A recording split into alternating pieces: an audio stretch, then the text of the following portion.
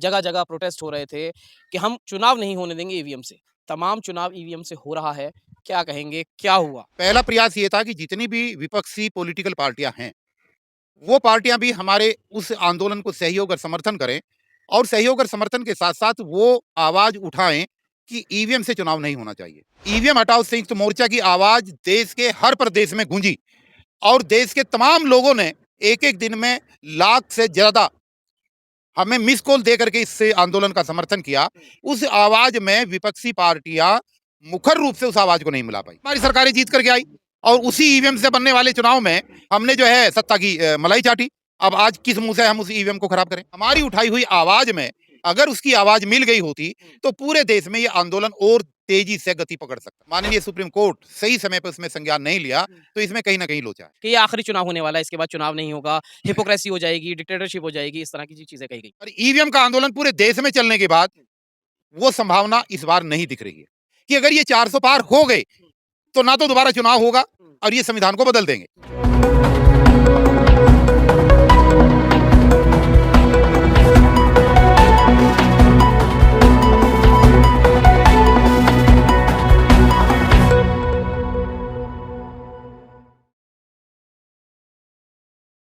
नमस्कार, मैं मोंटू राजा anti corruption India से स्वागत है आपका। तमाम सोशल मीडिया के ऊपर जोरदार वायरल होने वाले जो वीडियोस थे, वो ईवीएम के खिलाफ, ईवीएम हटाओ संयुक्त मोर्चा के तहत तमाम जो है देश भर में ईवीएम के खिलाफ प्रदर्शन हुए, जिसमें कई जो संगठन हैं वो शामिल हुए और जो नामचीन चेहरे एक तरह से कह सकते हैं, चाहे वो एडवोकेट भानु प्रताप हों, महमूद पराचा हों, राजेंद्र पाल गौतम हों, डीसी कपिल उसका जो है नेतृत्व कर रहे थे और तमाम लोग जो हैं वो शामिल हुए। लेकिन अब क्या हुआ, क्योंकि कहा यह जा रहा था कि देश के अंदर जो चुनाव हैं वो हम ईवीएम से नहीं होने देंगे।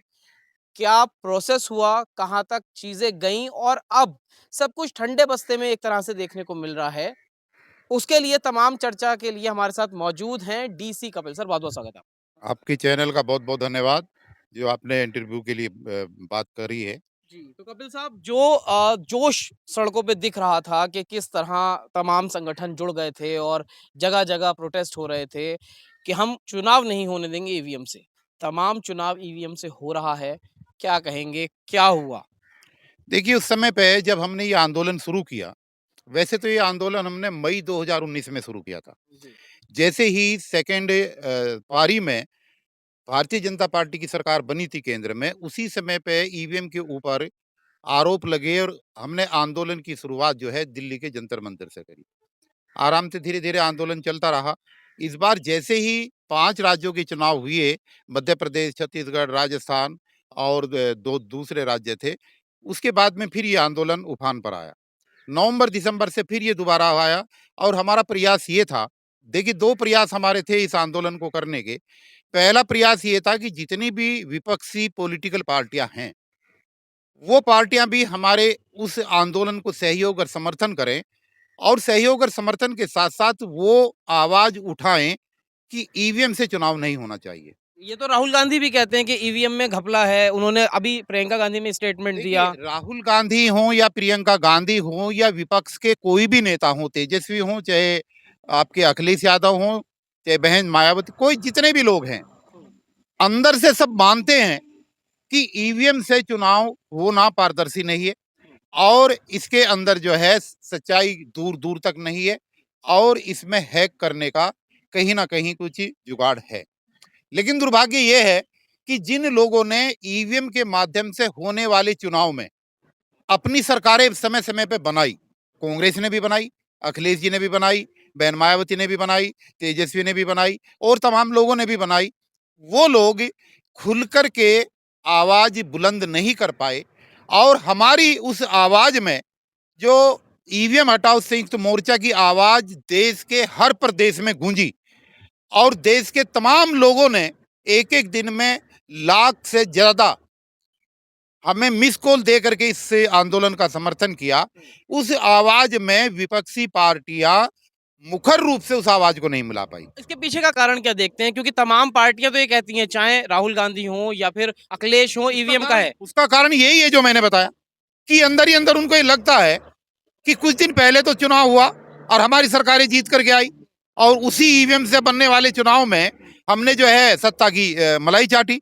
अब आज किस मुंह से हम उस ईवीएम को खराब करें? आपके आपके संगठन के साथ या जो आपने मोर्चा तैयार किया था, उसके साथ ना आने का कारण आपको क्या लगता है? देखिए, उसके आने न आने का कारण यही है कि लोगों को कई बार ये लगता है कि हम जीतेंगे और हमें चुनाव लड़ना चाहिए। नहीं तो देश की सभी विपक्षी पार्टी अगर एकमुश्त होकर, जैसे जयराम रमेश जी ने काफ़ी प्रमुखता से लिखा, उधर से दिग्विजय सिंह जी ने काफ़ी इसमें जो है बहुत आंदोलन के लिए प्रयास किया। इसी तरीके से अगर हर पॉलिटिशियन सड़क पर आने की बात करता, तो बेशक सड़क पर न आता, लेकिन हमारी उठाई हुई आवाज में अगर उसकी आवाज मिल गई होती, तो पूरे देश में ये आंदोलन और तेजी से गति पकड़ सकता था। देश की जनता के साथ तो मतलब जो एक आस जागी थी देश की जनता के अंदर, उसके साथ ठगा महसूस नहीं करेंगे? दूसरा इसमें सबसे बड़ी दिक्कत आई कि जितनी भी याचिकाएं माननीय सर्वोच्च न्यायालय में पड़ी हुई थी, सर्वोच्च न्यायालय ने जानबूझ करके उनके ऊपर कोई डिसीजन नहीं दिया, और जब डिसीजन दिया, जब सुनवाई शुरू करी, तब तक बहुत देर हो चुकी थी। क्योंकि एक बार देश के अंदर चुनाव की आचार संहिता लग जाने के बाद और चुनाव का प्रोसेस शुरू हो जाने के बाद फिर उस प्रोसेस को रोकना मुश्किल होता है, ये सबको पता है।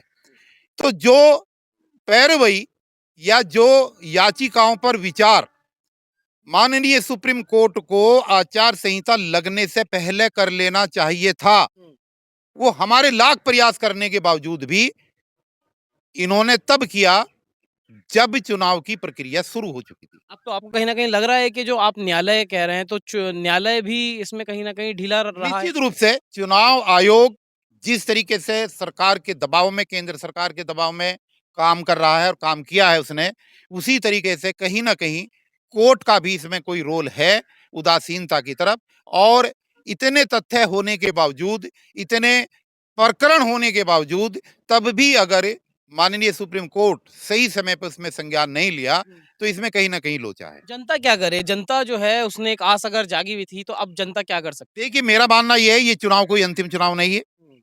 ईवीएम भी यहीं रहेगी, देश की जनता भी यहीं रहेगी, चुनाव भी होते रहेंगे। इस चुनाव के बाद में किसी न किसी स्टेट के फिर चुनाव आने हैं। 2025 में फिर दोबारा चुनाव है दिल्ली का। अभी 2024 के लास्ट में अक्टूबर-नवंबर में हरियाणा का चुनाव है। तो ये आंदोलन जारी रहेगा। नहीं, क्योंकि आपके जो साथी थे इसमें, जो आंदोलन आप लोगों ने किया, उसमें ये भी कहा गया जो पहले स्टेटमेंट्स हैं कि ये आखिरी चुनाव होने वाला है, इसके बाद चुनाव नहीं होगा, हिपोक्रेसी हो जाएगी, डिक्टेटरशिप हो जाएगी, इस तरह की चीज़ें कही गई। देखिए, ये चीज़ इसलिए कही गई थी कि उस समय ईवीएम की आड़ में जितना घपला होने की संभावना प्रतीत हो रही थी, ये पक्का है कि ये हल्ला होने के बाद और ईवीएम का आंदोलन पूरे देश में चलने के बाद वो संभावना इस बार नहीं दिख रही है। चुनाव आयोग भी गली-गली घूम करके मशीन ले जाने के लिए बाध्य हुआ। उसने अपनी सफाइयां पेश करी, और जो लोग गड़बड़ करने की फिराक में हर बार रहते थे, उनके ऊपर भी कहीं ना कहीं अंकुश लगा।